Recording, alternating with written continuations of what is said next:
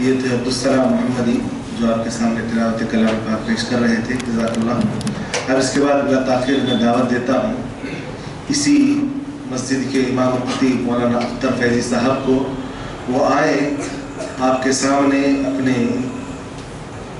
الگ انداز میں جو آپ جمعہ سنتے ہیں، اپنے خاص انداز میں آپ کے سامنے ایک اہم موضوع نبی کریم صلی اللہ علیہ وسلم کی سنت کا کیا مقام ہے صحابہ کی نگاہ میں، اس موضوع پر روشنی ڈالنے کے لیے میں دعوت دیتا ہوں مولانا اختر فیضی صاحب۔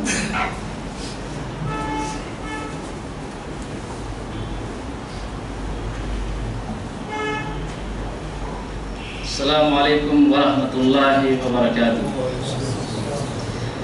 ان الحمد للہ نحمده ونستعینه ونستغفره ونعوذ باللہ من شرور انفسنا ومن سیئات اعمالنا، من يهده الله فلا مضل له ومن يضلل فلا هادي له، واشهد ان لا اله الا الله وحده لا شريك له، واشهد ان محمدا عبده ورسوله، اما بعد فان خير الحديث كتاب الله وخير الهدي هدي محمد صلى الله عليه وسلم، وشر الامور محدثاتها وكل محدثة بدعة وكل بدعة ضلالة وكل ضلالة في النار۔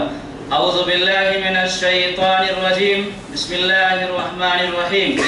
فلا وربك لا يؤمنون حتى يحكموك فيما شجر بينهم ثم لا يجدوا في أنفسهم حرجا مما قضيت ويسلموا تسليما۔ رب اشرح لي صدري ويسر لي أمري واحلل عقدة من لساني يفقهوا قولي، سبحانك لا علم لنا إلا ما علمتنا إنك أنت العليم الحكيم۔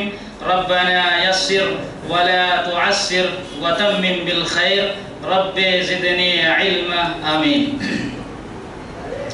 داعش پر موجود علماء کرام اور سرزمین حبلی کے باضابط سامعین اور سامعات، حضرات گرامی، آج کے اس تقریب اور اجلاس میں جس موضوع پر خطاب کرنے کو کہا گیا ہے وہ ہے سنت کا مقام صحابہ کی نظر میں۔ اس موضوع کے تعلق سے ایک بات آپ کو بتا دوں کہ یہ اتنا ڈیپنس اور گہرائی موضوع ہے کہ 30 منٹ یا 30 گھنٹے بھی اگر دیے جائیں تو ناکافی ہے۔ پھر بھی انشاءاللہ العزیز آپ کے سامنے کچھ باتیں رکھنے کی کوشش کروں گا اس مختصر سی وقت میں، اور یہ حساس موضوع گاہے بگاہے قسط وار آپ کے سامنے کسی نہ کسی ناحیے سے بیان کیے جائیں گے۔ پروردگار عالم سے دعا ہے کہ رب العالمین ہمیں کتاب و سنت کی صحیح باتیں بتانے اور ہم سب کو اس پر عمل کرنے کی توفیق عطا فرما، آمین۔ سنت کا مقام صحابہ کی نظر میں، سب سے پہلے سنت کہتے کسے ہیں؟ واٹ از ڈیفینیشن آف سنت؟ سنت کسے کہتے ہیں؟ سنت کا کیا مطلب ہوتا ہے؟ اس کا کیا معنی ہوتا ہے؟ یہ جاننا ضروری ہے۔ سنت کا لغوی معنی طریقہ اور راستہ۔ سنت لغت میں کسے کہتے ہیں؟ راستہ اور طریقہ کو کہتے ہیں۔ دین کی اصطلاح میں، شریعت کی اصطلاح میں سنت کسے کہتے ہیں؟ سب سے جامع تعریف امام شوکانی رحمۃ اللہ علیہ نے ارشاد الفحول الی التحقیق من علم اصول کے اندر آپ نے لکھا ہے کہ نبی علیہ السلام کے طریقے کو، نبی صلی اللہ علیہ وسلم کے راستے کو سنت کہتے ہیں۔ آپ صلی اللہ علیہ وسلم کے طریقے کو کیا کہتے ہیں؟ سنت کہتے ہیں۔ جیسا کہ اللہ کے نبی صلی اللہ علیہ وسلم نے ارشاد فرمایا، حدیث مشہور ہے، فَمَنْ رَغِبَ عَنْ سُنَّتِي فَلَيْسَ مِنِّي، جس نے میری سنت سے روگردانی اختیار کی وہ مجھ سے نہیں ہے۔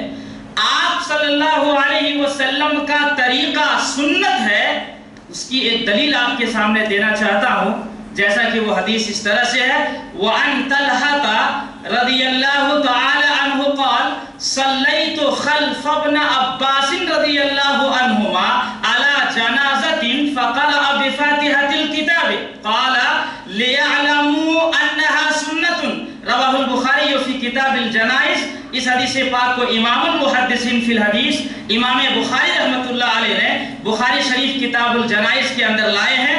راوی حدیث حضرت طلحہ بن عبداللہ بن عوف رضی اللہ تعالی عنہ ہے۔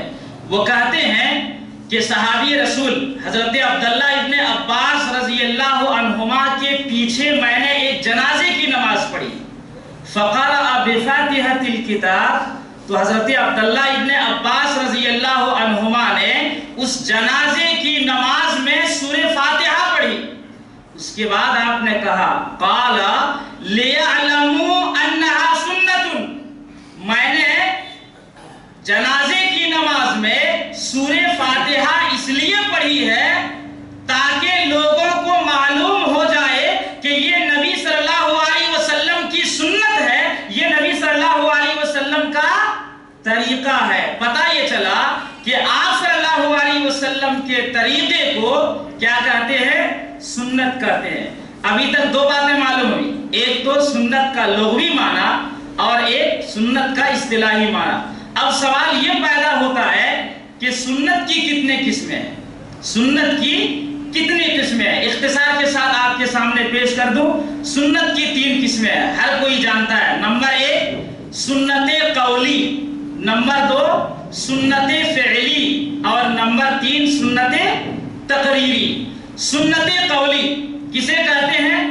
آپ صلی اللہ علیہ وسلم نے اپنی زبان مبارک سے جو ارشاد فرمایا اسے سنت قولی کہتے ہیں، یعنی آپ صلی اللہ علیہ وسلم کے فرمان کو جو آپ نے کہا اسے سنت قولی کہتے ہیں۔ دلیل یہ حدیث پاک وعن حذیفہ رضی اللہ تعالی عنہ قال قال رسول اللہ صلی اللہ علیہ وسلم ان الشیطان یستحل الطعام الا یذکر اسم اللہ علیہ رواہ مسلم فی کتاب الاطعمہ۔ اس حدیث پاک کو حضرت امام مسلم رحمۃ اللہ علیہ نے مسلم شریف کتاب الاطعمہ کے اندر لائے ہیں۔ راوی حدیث حضرت حذیفہ رضی اللہ تعالی عنہ ہیں۔ وہ کہتے ہیں کہ اللہ کے نبی صلی اللہ علیہ وسلم نے ارشاد فرمایا، یہ آپ صلی اللہ علیہ وسلم کا قول ہے، قول رسول سنت ہے۔ اللہ کے نبی صلی اللہ علیہ وسلم نے ارشاد فرمایا کیا کہ ان الشیطان یستحل الطعام اللہ یذکر اسم اللہ علیہ، شیطان اس کھانے کو اپنے لیے حلال سمجھ لیتا ہے جو کھانا شروع کرنے سے پہلے جس میں اللہ کا نام نہ لیا جائے، جس میں بسم اللہ نہ پڑھی جائے، شیطان اس کھانے کو اپنے لیے حلال سمجھ لیتا ہے۔ اسے اللہ کے نبی صلی اللہ علیہ وسلم کا یہ قول ہے اور یہ سنت قولی ہے۔ سنت کی دوسری قسم سنت فعلی، یعنی آپ صلی اللہ علیہ وسلم نے جو کر کے دکھایا، آپ صلی اللہ علیہ وسلم کا جو عمل ہے فعل رسول، اسے بھی سنت کہتے ہیں اور یہ سنت کی دوسری قسم ہے۔ دلیل یہ حدیث پاک وعن نعمان بن بشیر رضی اللہ تعالی عنہ کان رسول اللہ صلی اللہ علیہ وسلم یسوی صفوفنا اذا قمنا للصلاة فاذا استوینا کبر رواہ ابو داؤد فی کتاب الصلاة وصححہ الالبانی۔ اس حدیث پاک کو امام ابو داؤد رحمۃ اللہ علیہ نے ابو داؤد شریف کتاب الصلاة کے اندر لائے ہیں اور محدث العصر علامہ البانی رحمۃ اللہ علیہ نے اس حدیث کریمہ کو صحیح قرار دیا ہے۔ راوی حدیث حضرت نعمان بن بشیر رضی اللہ تعالی عنہ ہے۔ وہ کہتے ہیں کہ کانا رسول اللہ صلی اللہ علیہ وسلم یسوی صفوفنا اذا قمنا للصلاة، جب ہم لوگ نماز کے لیے کھڑے ہوتے تو نبی علیہ السلام ہمارے صفوں کو درست فرماتے تھے۔ صفوں کا درست فرمانا یہ فعل ہے، یہ عمل ہے آپ صلی اللہ علیہ وسلم کا۔ اچھا فَإِذَا اسْتَوَيْنَا كَبَّرَ، جب ہم لوگ اپنی صفیں درست کر لیتے، صفیں درست ہو جاتی، کبرا، تو اللہ کے نبی صلی اللہ علیہ وسلم اللہ اکبر کہہ کے نماز شروع کرتے۔ تو فعل نبی اسے سنت فعل کہتے ہیں، یعنی آپ صلی اللہ علیہ وسلم کا فعل بھی سنت ہے۔ سنت کی تیسری قسم سنت تقریری۔ سنت تقریری کسے کہتے ہیں؟ آپ صلی اللہ علیہ وسلم کی موجودگی میں کوئی کام کیا گیا اور آپ نے خاموشی اختیار فرمائی یا آپ نے پسندیدگی کا اظہار فرمایا تو اسے سنت تقریری کہتے ہیں۔ دلیل یہ حدیث پاک، وعن قیس بن عمر رأى رسول اللہ صلی اللہ علیہ وسلم رجلا يصلي بعد صلاة الصبح ركعتين قال رسول اللہ صلی اللہ علیہ وسلم صلاة الصبح ركعتان فقال الرجل إني لم أكن صليت الركعتين اللتين قبلهما فصليتهما الآن فسكت رسول الله صلى الله عليه وسلم۔ رواہ ابو داؤد فی کتاب الصلاۃ وصححہ الالبانی۔ اس حدیث پاک کو بھی حضرت امام ابو داؤد رحمۃ اللہ علیہ نے ابو داؤد صحیح کتاب الصلاۃ کے اندر لائے ہیں۔ علامہ البانی نے اس حدیث کریمہ کو صحیح قرار دیا ہے۔ راوی حدیث حضرت قیس بن عمر رضی اللہ تعالی عنہ ہے۔ وہ کہتے ہیں کہ اللہ کے نبی صلی اللہ علیہ وسلم نے ایک شخص کو دیکھا کہ صبح فجر کی نماز کے بعد 2 رکعتیں پڑھ رہا تھا، تو اللہ کے نبی صلی اللہ علیہ وسلم نے کہا صلاۃ الصبح رکعتان، صبح کی نماز کو 2 رکعت ہے، اس کے بعد تم کون سی 2 رکعت پڑھ رہے ہو؟ اب دیکھیے اس شخص نے کیا جواب دیا۔ اس شخص نے کہا کہ انی لم اکن صلیت الرکعتین اللتین قبلہما، یعنی صبح سنت جو 2 رکعت ہے فجر کی نماز سے پہلے وہ میں نہیں پڑھ سکا تھا، فصلیتہما الآن، اسی لیے ان دونوں رکعتوں کو فرض نماز کے بعد ادا کر رہا ہوں۔ فسکت رسول اللہ صلی اللہ علیہ وسلم، اللہ کے نبی صلی اللہ علیہ وسلم خاموش ہو گئے، گویا کہ آپ نے خاموشی اختیار فرما کر کے اس چیز کی اجازت دے دی، اور اسے کیا کہتے ہیں؟ سنت تقریری۔ 3 باتیں معلوم ہوئی، سنت کا لغوی معنی، سنت کا اصطلاحی معنی، اور سنت کی کتنے قسمیں ہیں؟ 3 قسمیں ہیں۔ تینوں کو دلائل سے میں آپ کے سامنے بیان فرما دیا۔ اب آئیے میں آپ کو لے چلتا ہوں کہ شریعت میں سنت کا کیا مقام ہے۔ ایک اسٹیپ بائی اسٹیپ آپ کے سامنے آ رہا ہوں، اختصار ہی صحیح لیکن اسٹیپ بائی اسٹیپ آپ کے سامنے بیان کر رہا ہوں۔ شریعت میں سنت کا کیا مقام اور مرتبہ ہے، جب تک ہم اس چیز کو نہیں جانیں گے صحابہ کی نظر میں سنت کا کیا مقام اور مرتبہ تھا اسے ہم کیسے سمجھ سکتے ہیں؟ تو پہلے اس چیز کا جاننا ضروری ہے کہ سنت کا مقام اور مرتبہ شریعت اسلامیہ کی نظر میں کیا ہے۔ شریعت اسلامیہ کی نظر میں سنت کا مقام اور مرتبہ بہت بڑا ہے، جیسا کہ چند دلائل سے آپ کے سامنے اس بات کو ثابت کرنے کی کوشش کرتا ہوں۔ پہلی دلیل سورہ نساء کے اندر اللہ رب العالمین نے ارشاد فرمایا فَلَا وَرَبِّكَ لَا يُؤْمِنُونَ حَتَّى يُحَكِّمُوكَ فِي مَا شَجَرَ بَيْنَهُمْ ثُمَّ لَا يَجِدُوا فِي أَنفُسِهِمْ حَرَجًا مِّمَّا قَضَيْتَ وَيُسَلِّمُوا تَسْلِيمًا۔ ہرگز نہیں، تیرے رب کی قسم وہ مومن نہیں ہو سکتا۔ فَلَا وَرَبِّكَ لَا يُؤْمِنُونَ حَتَّى يُحَكِّمُوكَ فِي مَا شَجَرَ بَيْنَهُمْ، یہاں تک کہ آپس میں جو ان کے یہاں اختلاف ہو اس میں آپ کو فیصل تسلیم نہ کر لیں، اور جو فیصلہ آپ کر دیں اس تعلق سے اپنے دل میں کوئی تنگی اور کوئی گھٹن محسوس نہ کریں، اور اسے سر بسر تسلیم بھی کر لیں۔ تو اس آیت کریمہ کے اندر دیکھیے اللہ رب العالمین نے سنت کا کیا مقام اور مرتبہ اجاگر کیا ہے۔ تفسیر کبیر کے اندر اس کی ایک شان نزول بیان کی گئی ہے۔ میں چاہتا ہوں کہ اس آیت کریمہ کو سمجھنے کے لیے وہ شان نزول بھی آپ کے سامنے پیش کر دوں۔ کئی طرق سے یہ شان نزول بیان کی گئی ہے، میں جو بیان کر رہا ہوں وہ تفسیر کبیر کے حوالے سے ہے۔ 2 شخص کے درمیان جھگڑا ہوتا ہے، ایک ہے مسلمان اور ایک ہے یہودی، دونوں آ جاتے ہیں فیصلہ کرنے کے لیے عدالت رسول صلی اللہ علیہ وسلم نے۔ آپ صلی اللہ علیہ وسلم نے فیصلہ اس یہودی کے حق میں کر دیا۔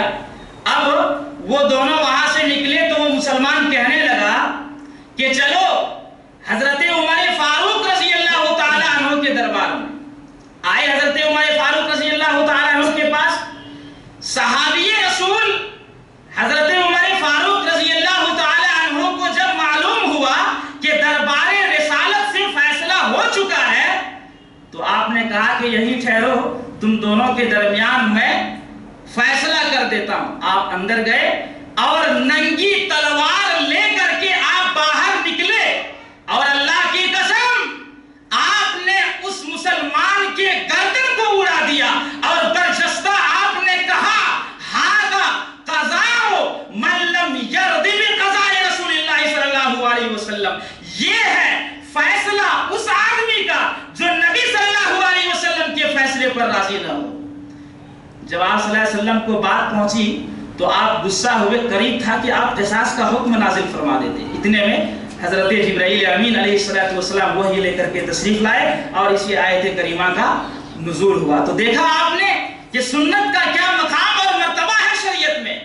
اچھا، اب آئیے چند احادیث آپ کے سامنے پیش خدمت ہے، سنت کا مقام اور مرتبہ شریعت کی نظر میں کیا ہے۔ جو لوگ سنت کی اتباع کرتے ہیں، سنت سے جو لوگ چمٹے رہتے ہیں، اپنا ہر عمل سنت کے مطابق کرتے ہیں، ایسے لوگوں کو نبی علیہ السلام نے جنت کی بشارت سنائی ہے۔ حدیث اس طرح وعن ابی ہریرہ رضی اللہ تعالی عنہ ان النبی صلی اللہ علیہ وسلم قال کل امتی يدخلون الجنة الا من ابى قالوا یا رسول اللہ ومن یابى قال من اطاعنی دخل الجنة ومن عصانی فقد ابى رواه البخاری فی کتاب الاعتصام بالکتاب والسنہ۔ اس حدیث پاک کو حضرت امام بخاری رحمۃ اللہ علیہ نے بخاری صحیح کتاب الاعتصام بالکتاب والسنہ کے اندر لائے ہیں۔ راوی حدیث حضرت ابو ہریرہ رضی اللہ تعالی عنہ ہیں، وہ بیان کرتے ہیں کہ اللہ کے نبی صلی اللہ علیہ وسلم نے ارشاد فرمایا میری امت میں سے ہر شخص جنت میں جائیں گے لیکن وہ شخص نہیں جائے گا جس نے میرا انکار کیا۔ صحابہ اکرام نے پوچھا یا رسول اللہ آپ کا انکار کس نے کیا؟ تو آپ نے کہا من اطاعنی دخل الجنہ، جس نے میری اطاعت کی وہ تو جنت میں جائے گا، جس نے میرے طریقے کو اپنایا، میرے طریقے کے مطابق زندگی گزاری تو وہ جنت میں جائے گا۔ ومن عصانی فقد ابى، لیکن جس نے میرے راستے کو، میرے طریقے کو چھوڑ دیا، میری نافرمانی کی، اس نے میرا انکار کیا، یعنی وہ جنت میں نہیں جائے گا۔ اچھا، دوسرا پوائنٹ یہ ہے کہ عبادات میں زیادہ ثواب حاصل کرنے کی نیت سے آپ صلی اللہ علیہ وسلم کے طریقے کو چھوڑ کر کے غیر مسنون طریقہ پر عمل کرنا، یہ آپ صلی اللہ علیہ وسلم کی ناراضگی کا باعث ہے۔ اعمال وہی قابل قبول ہیں جو سنت کے مطابق ہو۔ دلیل یہ حدیث کریمہ وعن عائشہ رضی اللہ عنہا قالت کان رسول اللہ صلی اللہ علیہ وسلم اذا امرهم من الاعمال بما يطيقون قالوا ان لسنا كهيئتك يا رسول الله ان الله قد غفر لك ما تقدم من ذنبك وما تاخر فيغضب حتى يعرف الغضب في وجهه ثم يقول ان اتقاكم واعلمكم بالله وانا رواه البخاری فی کتاب الایمان۔ اس حدیث پاک کو حضرت امام بخاری رحمۃ اللہ علیہ نے بخاری شریف کتاب الایمان کے اندر لائے ہیں۔ راوی حدیث حضرت عائشہ رضی اللہ عنہا ہے، وہ کہتی ہیں کہ اللہ کے نبی صلی اللہ علیہ وسلم جب صحابہ کرام کو کسی عمل کا حکم دیتے تو انہی اعمال کا آپ حکم دیتے جو صحابہ کرام کرنے کی طاقت رکھتے، بما یطیقون، جس کی طاقت رکھتے۔ اب صحابہ کرام نے کہا نبی صلی اللہ علیہ وسلم کہ یا رسول اللہ ان لسنا کہیئتک یا رسول اللہ، اے اللہ کے نبی صلی اللہ علیہ وسلم ہم آپ کی طرح تو تھوڑے ہیں، اے آپ کی تو حالت یہ ہے کہ ان اللہ قد غفر لک ما تقدم من ذنبک وما تاخر، ہم آپ کی طرح تھوڑی ہیں، آپ کی حالت تو یہ ہے کہ اللہ نے آپ کی اگلی اور پچھلی گناہ بخش دیے ہیں۔ لہذا مطلب حدیث کا یہ ہے ہم یہ چاہتے ہیں کہ ہمیں زیادہ عمل کرنے کی اجازت دیجیے۔ دیکھیے غیر مسنون طریقہ پر عمل کرنا، نبی صلی اللہ علیہ وسلم کے طریقے کو چھوڑ کر کے غیر مسنون طریقہ پر عمل کرنا، اس میں آپ صلی اللہ علیہ وسلم کی ناراضگی کا باعث ہے۔ فَيَغْضَبُ حَتَّى يُعْرَفَ الْغَضَبُ فِي وَجْهِهِ، اللہ کے نبی صلی اللہ علیہ وسلم غصہ ہوئے اور آپ اتنا غصہ ہوئے کہ غصہ آپ کے چہرے سے ظاہر ہونے لگا اور آپ نے کہا لوگوں تم لوگوں میں سب سے زیادہ میں اللہ سے ڈرنے والا اور سب سے زیادہ علم رکھنے والا۔ دیکھا آپ نے غیر مسنون طریقہ پر عمل کرنا، ناراضگی نبی صلی اللہ علیہ وسلم نے ناراضگی کا اظہار کیا ہے۔ اچھا، اگر کسی کو معلوم ہو جائے کہ یہ سنت ہے اور وہ عمل نہیں کرتا ہے تو ایسے لوگوں کو اللہ کے نبی صلی اللہ علیہ وسلم نے نافرمان کہا ہے۔ کیا کہا ہے اللہ کے نبی صلی اللہ علیہ وسلم نے؟ نافرمان کہا ہے۔ ایسے لوگوں کو جو سنت کا علم ہو جانے کے بعد اس پر عمل نہ کرے، ایسے لوگوں کو اللہ کے نبی صلی اللہ علیہ وسلم نے نافرمان کہا۔ آئیے وہ حدیث کریمہ دیکھتے ہیں۔ وَعَنْ جَابِرِ بْنِ عَبْدِ اللَّهِ رضی اللہ عنہما ان رسول اللہ صلی اللہ علیہ وسلم خرج عام الفتح الى مکہ فی رمضان فصام حتى بلغ قراء الغمیم فصام الناس ثم دعا بقدح من ماء فرفعه حتى نظر الناس إليه فشرب ثم قيل بعد ذلك إن بعد الناس قد صام قال أولئك الأصاة رواه مسلم فی کتاب الصیام۔ اس حدیث پاک کو حضرت امام مسلم رحمۃ اللہ علیہ نے ایسے ہی مسلم صحیح کتاب الصیام کے اندر لائے ہیں۔ راوی حدیث حضرت جابر بن عبداللہ رضی اللہ عنہ وہ بیان کرتے ہیں فتح مکہ کے سال اللہ کے نبی صلی اللہ علیہ وسلم روانہ ہوئے مکہ کی طرف۔ رمضان کے دن میں، رمضان کے مہینے میں اللہ کے نبی صلی اللہ علیہ وسلم روانہ ہوئے۔ آپ نے روزہ رکھا۔ اس کے بعد جب قراء غمیم ایک جگہ کا نام ہے، وہاں جب آپ پہنچے، لوگوں نے بھی روزہ رکھے تھے، آپ نے کیا کیا؟ اس جگہ پر پہنچ کر کے ثم دعا بقدح من ماء، آپ نے ایک پیالہ پانی منگوایا، فرفعه حتى نظر الناس إليه، پھر آپ نے اس پیالے کو اوپر اٹھایا، سارے لوگوں نے دیکھ لیے، فشرب، سب نے پانی پی لیا، لیکن اس جماعت میں آپ کے ساتھ کچھ لوگ ایسے بھی تھے جنہوں نے روزہ کو نہیں توڑا تھا، یعنی روزے کی حالت میں تھے۔ اسی لیے فقیل بعد ذلك ان بعد الناس قد صام، آپ کو بتلایا گیا کہ کچھ لوگ ایسے ہیں جو ابھی بھی روزے کی حالت میں ہیں۔ نبی صلی اللہ علیہ وسلم کا طریقہ وہاں پر یہ تھا کہ آپ نے روزہ توڑ لیا، پانی پی لی، لیکن وہیں پر کچھ لوگ ایسے تھے جنہوں نے روزے کی حالت میں وہ دن گزارا۔ جب آپ کو بتلایا گیا کہ کچھ لوگ روزے کی حالت میں ہیں تو دیکھیے اللہ کے نبی صلی اللہ علیہ وسلم نے کیا کہا؟ اولئک الوصاة، اولئک الوصاة، دو مرتبہ آپ نے یہ بات دہرائی، وہ نافرمان ہے، وہ نافرمان ہے۔ پتہ یہ چلا کہ سنت کا علم ہو جانے کے بعد اس پر عمل نہ کرنا، ایسے لوگوں کو اللہ کے نبی صلی اللہ علیہ وسلم نے کیا کہا ہے؟ نافرمان کہا ہے۔ آپ صلی اللہ علیہ وسلم کی سنت کے ہوتے ہوئے نہ کسی امام کے قول کو اختیار کیا جائے گا، نہ کسی مجتہد کے قول کو اختیار کیا جائے گا، نہ کسی فقیہ کے قول کو اختیار کیا جائے گا، نہ کسی محدث کے قول کو اختیار کیا جائے گا، نہ کسی عالم کی پیروی کی جائے گی۔ آئیے وہ حدیث آپ کے سامنے ملاحظہ ہو۔ وعن ابی السوار العدوی قال سمعت عمران بن حسین رضی اللہ تعالی عنہ قال رسول اللہ صلی اللہ علیہ وسلم الحیاء لا یأتی الا بخیر فقال بشیر بن کعب مکتوب فی الحکمہ ان من الحیاء وقارا وان من الحیاء سقینة فقال له عمران احدثك عن رسول اللہ صلی اللہ علیہ وسلم وتحدثنی عن صحیفتك رواه البخاری فی کتاب الادب باب الحیاء۔ اس حدیث پاک کو امام بخاری رحمۃ اللہ علیہ نے بخاری شریف کتاب الادب باب الحیاء کے اندر لائے ہیں۔ راوی حدیث ابو سوار العدوی ہے، کہتے ہیں کہ میں نے عمران بن حسین رضی اللہ تعالی عنہ کو یہ فرماتے ہوئے سنا کہ آپ نے کہا، اللہ کے نبی صلی اللہ علیہ وسلم نے ارشاد فرمایا کہ حیا سے خیر پیدا ہوتی ہے۔ یہ آپ صلی اللہ علیہ وسلم کا فرمان ہے کہ حیا سے خیر پیدا ہوتی ہے۔ اب بشیر بن کعب نے حضرت عمران بن حسین رضی اللہ تعالی عنہ سے کہا کہ حکمت کی کتابوں میں لکھی ہوئی ہے کہ حیا سے وقار بھی پیدا ہوتا ہے اور حیا سے سکینت بھی پیدا ہوتی ہے۔ اللہ کی قسم حضرت عمران بن حسین رضی اللہ تعالی عنہ غصہ ہوئے اور آپ نے کہا احدثک عن رسول اللہ صلی اللہ علیہ وسلم وتحدثنی عن صحیفتک، ارے میں تمہیں حدیث رسول سنا رہا ہوں اور تم ہو کہ صحیفے اور حکمت کی بات کرتے ہو۔ اللہ اکبر، کیا مقام ہے سنت کا، کیا مرتبہ ہے سنت کا۔ حالانکہ بشیر بن کعب نے حکمت کی کتابوں سے تصدیق پیش کی تھی۔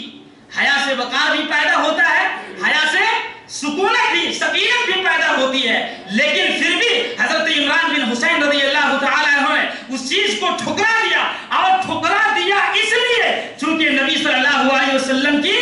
حدیث وہاں پر آ گئی۔ جو لوگ سنت پر عمل نہیں کرتے ہیں ایسے لوگوں کا دنیا میں بھی عبرتناک انجام ہوا۔ اب آئیے آپ کے سامنے صحابہ کی نظر میں سنت کا کیا مقام اور مرتبہ ہے۔ اتنی باتیں ابھی شریعت کی نظر میں، اسلام کی نظر میں، اب آئیے صحابہ کی نظر میں سنت کا مقام اور مرتبہ کیا ہے۔ اللہ اکبر، وہ صحابہ کرام جن کے اعمال کو دیکھتے ہوئے، جن کے کرتوت کو دیکھتے ہوئے پروردگار عالم نے سند رضا کی سرٹیفکیٹ نازل فرما دی۔ وہ صحابہ کرام جنہیں اس بات کی توفیق ملی کہ انبیاء کے وہ دوست بنے، انبیاء کے وہ دوست بنے، نبی علیہ صلی اللہ علیہ وسلم کے ساتھ رہے، وہ صحابہ کرام وہ نفوس قدسیہ اور وہ افضل ترین شخصیات جو تمام انبیاء و رسول کے بعد صحابہ کرام سب سے افضل ترین لوگ ہیں، ایسے وہ حضرات جنہوں نے سب سے پہلے اترنے والی وحی کا مشاہدہ اور مظاہرہ کیا اور اس پر عمل کر کے دکھایا، ان کے نظروں میں سنت کا کیا مقام اور مرتبہ ہو سکتا ہے میں آپ کے سامنے بیان کرتے جا رہا ہوں۔ اللہ کے نبی صلی اللہ علیہ وسلم ایک جملہ ہمیشہ کہا کرتے تھے، خرج تو انا ابو بکر و عمر، ذهب تو انا ابو بکر و عمر، جئت انا ابو بکر و عمر، دخلت انا ابو بکر و عمر۔ میں آیا ابو بکر اور عمر، میں داخل ہوا ابو بکر و عمر، میں داخل ہوا ابو بکر و عمر، میں آیا ابو بکر و عمر، میں گیا ابو بکر و عمر۔ سب سے پہلے ہم دیکھتے ہیں کہ خلیفہ اول حضرت ابو بکر صدیق رضی اللہ تعالی عنہ کی نظر میں سنت کا کیا مقام ہے۔ خلیفہ اول حضرت ابو بکر صدیق رضی اللہ تعالی عنہ کی نظر میں سنت کا کیا مقام ہے۔ آئیے ایک روایت آپ کے سامنے پڑھتا ہوں، پتہ چل جائے گا کہ حضرت ابو بکر صدیق رضی اللہ تعالی عنہ کی نظر میں سنت کا کیا مقام ہے۔ وہ روایت اس طرح سے ہے، وَعَنْ عُرْوَةَ بْنِ الزُّبَيْرِ قال ابو بکر لست طارقا شيئا كان رسول الله صلى الله عليه وسلم يعمل به الا عملت به فاني اخشى ان تركت شيئا من امره ان ازيد۔ رواہ متفق علیہ، اس حدیث پاک کو متفق علیہ کے اندر روایت کی گئی ہے۔ راوی حدیث عروہ ابن زبیر ہیں، وہ کہتے ہیں کہ حضرت ابو بکر صدیق رضی اللہ تعالی عنہ نے کہا، کیا کہا؟ ذرا غور کر لینا کہ خلیفہ اول حضرت ابو بکر صدیق رضی اللہ تعالی عنہ کی نظر میں سنت کا کیا مقام ہے۔ آپ نے کہا، میں ان اعمال میں سے کسی عمل کو نہیں چھوڑ سکتا جس پر اللہ کے نبی صلی اللہ علیہ وسلم نے عمل کیا۔ کیوں؟ فَإِنِّ أَخْشَىٰ إِن تَرَكْتُ شَيْئًا مِّنْ أَمْرِهِ أَنْ أَزِيدَ، اس لیے کہ مجھے خوف ہے، مجھے ڈر ہے کہ اگر نبی صلی اللہ علیہ وسلم کے سنت میں سے کسی ایک کو چھوڑ دوں ان ازید تو کہیں میں گمراہ نہ ہو جاؤں۔ اللہ اکبر، یہ مقام ہے سنت کا حضرت ابو بکر صدیق رضی اللہ تعالی عنہ کی نظر میں۔ آپ صلی اللہ علیہ وسلم کے کسی بھی عمل کا چھوڑ دینا کہ کہیں میں گمراہ نہ ہو جاؤں۔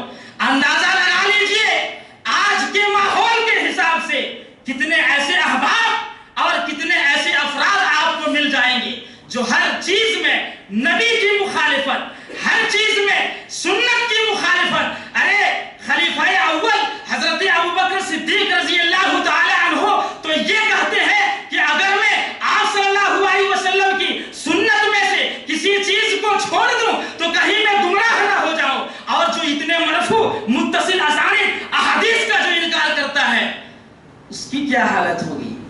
یہ تو حضرت ابو بکر صدیق رضی اللہ تعالیٰ عنہ کی نظر میں سنت کا مقام ہے۔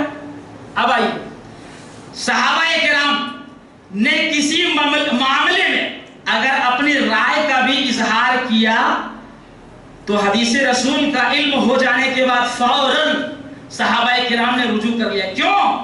اس لیے کہ صحابہ کرام کی نظر میں سنت کا مقام ہے، سنت کی موجودگی میں رائے کی کوئی حیثیت نہیں ہے۔ جیسا کہ 3 مثالیں آپ کے سامنے پیش خدمت ہیں۔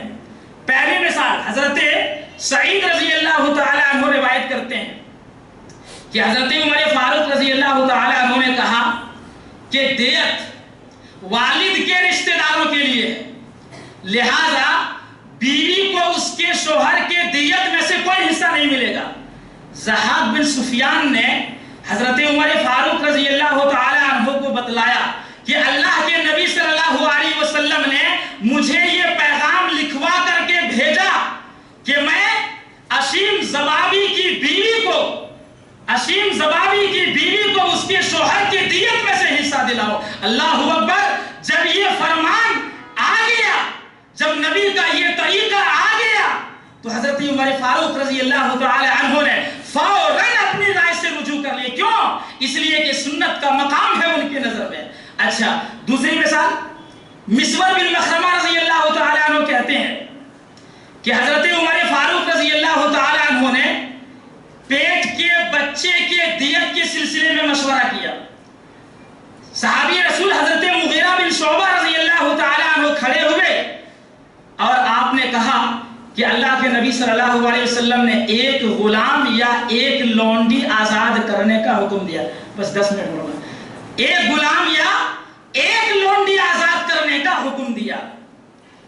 وہیں پر مغیرہ بن شعبہ نے یہ کہا، حضرت عمر فاروق رضی اللہ تعالی عنہ نہیں مانے، کہا گواہ لاؤ۔ اللہ اکبر! کیا حدیث کی تحقیق ہے، کیا حدیث کی تفتیش ہے! آج ہمارے ملت اسلامیہ کے نوجوان چند چیزوں کا علم ہو جانے کے بعد دھائیں فتوے دے رہے۔ ایک صحابی نے صحابی سے گواہ مانگ لیا کہ بتلاؤ کوئی گواہ ہے اس چیز کے اوپر، اس فتوے کے اوپر۔ محمد بن مسلمہ الانصاری رضی اللہ تعالی عنہ اٹھے اور آپ نے تصدیق کی۔ اللہ کی قسم، حضرت عمر فاروق رضی اللہ تعالی عنہ نے فوراً اپنی رائے سے رجوع کر کے سنت کے مطابق فیصلہ کیا۔ دیکھا، سنت کی موجودگی میں رائے کی کوئی حیثیت نہیں ہے۔ آئیے حضرت عبداللہ ابن عمر رضی اللہ عنہ کو دیکھتے ہیں کہ ان کی نظر میں سنت کا کیا مقام ہے۔ حضرت نافع کہتے ہیں ایک مرتبہ میں حضرت عبداللہ ابن عمر رضی اللہ عنہما کے ساتھ ایک سفر میں تھا، بانسری کی آواز آئی، آپ نے دونوں کانوں میں انگلیاں ڈال لی اور آپ نے اس سمت کو موڑ دیے۔ جب آپ بہت دور نکل گئے تو آپ نے پوچھا، اے نافع کیا تو کوئی آواز سن رہا ہے؟ میں نے کہا نہیں۔ پھر آپ نے اپنے دونوں کانوں سے انگلیاں باہر نکالی اور آپ نے کہا تمہیں پتا ہے میں نے ایسا کیوں کیا؟ میں نے ایسا اس لیے کیا کہ میں نبی صلی اللہ علیہ وسلم کے ساتھ ایک سفر میں تھا، آپ نے بانسری کی آواز سنی، اپنے کانوں میں انگلیاں ڈال لی، میں نے ویسا ہی کیا جیسا کہ نبی صلی اللہ علیہ وسلم نے کیا تھا۔ کیوں؟ اس لیے کہ سنت کا مقام ہے ان کی نظر میں۔ آئیے دیکھتے ہیں حضرت ابو ایوب الانصاری رضی اللہ تعالیٰ عنہ کی نظر میں سنت کا کیا مقام اور مرتبہ ہے۔ حضرت ابو ایوب الانصاری رضی اللہ تعالیٰ عنہ کہتے ہیں کہ آپ صلی اللہ علیہ وسلم کے یہاں جب کوئی کھانا لایا جاتا تو آپ تناول فرمانے کے بعد میرے یہاں بھیج دیتے۔ ایک مرتبہ ایسا ہوا کہ آپ نے کل کھانا، پورا کا پورا کھانا میرے یہاں بھیج دیا۔ کھانے میں دراصل لہسن تھا۔ میں نے نبی صلی اللہ علیہ وسلم سے پوچھا، یا رسول اللہ کیا لہسن حرام ہے؟ آپ نے کہا لہسن حرام تو نہیں ہے، لیکن اس کی بو کی وجہ سے میں اسے ناپسند کرتا ہوں۔ اب دیکھیے صحابی رسول حضرت ابو ایوب الانصاری رضی اللہ تعالیٰ عنہ کیا کرتے ہیں۔ آپ نے کہا جو چیز نبی ناپسند کریں میں بھی اسے ناپسند کرتا ہوں۔ آپ نے وہ کھانا نہیں کھایا، کیوں؟ اس لیے کہ سنت کا مقام ہے صحابہ کی نظر میں۔ آئیے دیکھتے ہیں حضرت ابو سعید الخدری رضی اللہ تعالیٰ عنہ کی نظر میں سنت کا کیا مقام اور سنت کا کیا مرتبہ ہے۔ خلیفہ مروان نے ایک شاہی فرمان جاری کر رکھا تھا کہ جب خلیفہ خطبہ دے رہا ہو تو اس دوران اگر کوئی مسجد میں آئے جمعہ کے دن تو 2 رکعت پڑھے بیٹھ جائے۔ کیوں؟ اس لیے کہ اس سے بادشاہ کی تحقیر ہوتی ہے، شان شاہی کی تحقیر ہوتی ہے۔ ایک جمعہ آ گئے صحابی رسول حضرت ابو سعید الخدری رضی اللہ تعالیٰ عنہ، آتے ہی آپ نے 2 رکعت پڑھنا شروع کر دی۔ محافظ اور نگراں آپ کو بٹھانے لگے، ٹوٹ پڑے۔ جب جمعہ کی نماز سے فارغ ہوئے تو لوگوں نے آپ سے کہا کہ یہ لوگ تو آپ کے اوپر ٹوٹ پڑے تھے۔ تو حضرت ابو سعید الخدری رضی اللہ تعالیٰ عنہ نے کہا کہ میں ان 2 رکعتوں کو نبی صلی اللہ علیہ وسلم سے دیکھ لینے کے بعد ہرگز نہیں چھوڑ سکتا۔ پھر آپ نے واقعہ بیان کیا کہ ایک جمعہ آپ خطبہ دے رہے تھے، اسی دوران ایک میلی کچیلی صورت میں ایک شخص آیا اور 2 رکعت پڑھے بیٹھ گیا۔ آپ نے کہا اٹھو اور 2 رکعت پڑھو۔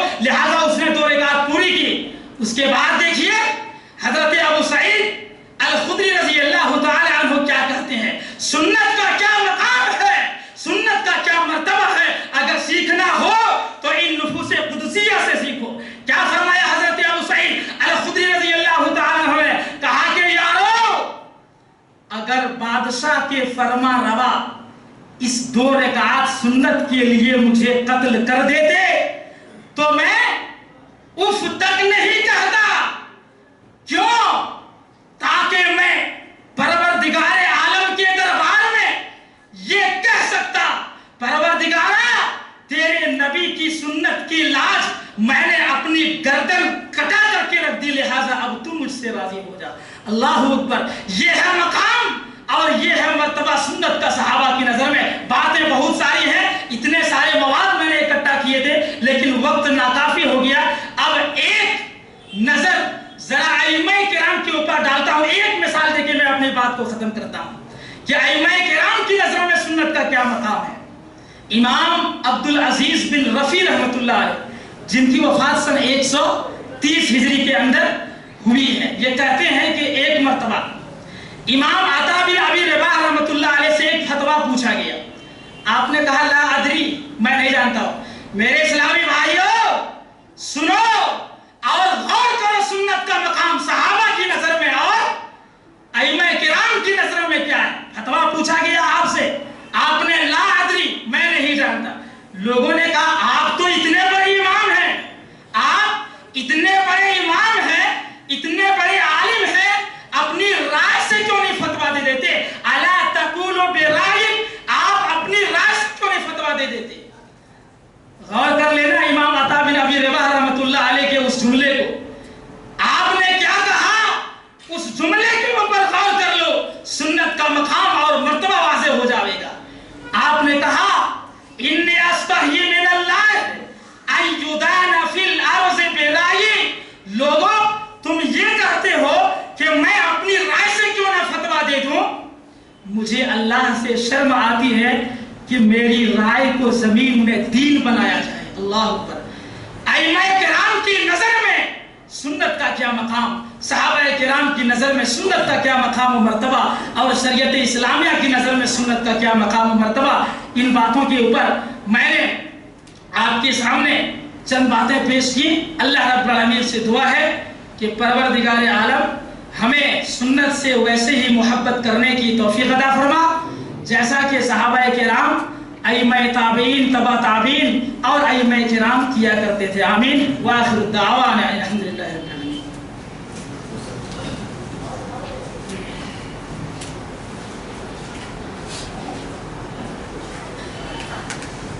جزاک اللہ خیرا واحسن الجزاء. سنت کا مقام اور مرتبہ کیا ہے، صحابہ کرام کی نظر میں سنت کی کیا قدر و قیمت تھی، اور ائمہ کرام سنت کو کس نظریے سے دیکھتے تھے اور ان کا کیا طریقہ کار تھا، یہ تمام باتیں بڑے ہی مدلل انداز سے آپ کی خدمت میں مسجد احاطہ کے امام و خطیب فضیلت الشیخ اختر سہیم فیضی حفظہ اللہ نے پیش کیا ہے. جو باتیں شیخ نے کہی ہیں ہمیں اس پر عمل کرنے کی توفیق عطا فرمائے، اور شیخ کے علم و عمل میں مال و منال میں برکت عطا فرمائے. اب ہم تمام کو پیارے نبی جناب محمد رسول اللہ صلی اللہ علیہ وسلم کی سنت کے مقام اور مرتبے کو سمجھتے ہوئے ساری زندگی نبی کریم صلی اللہ علیہ وسلم کی چھوٹی ہوئی سنتوں کو اپنانے کی توفیق نصیب فرمائے.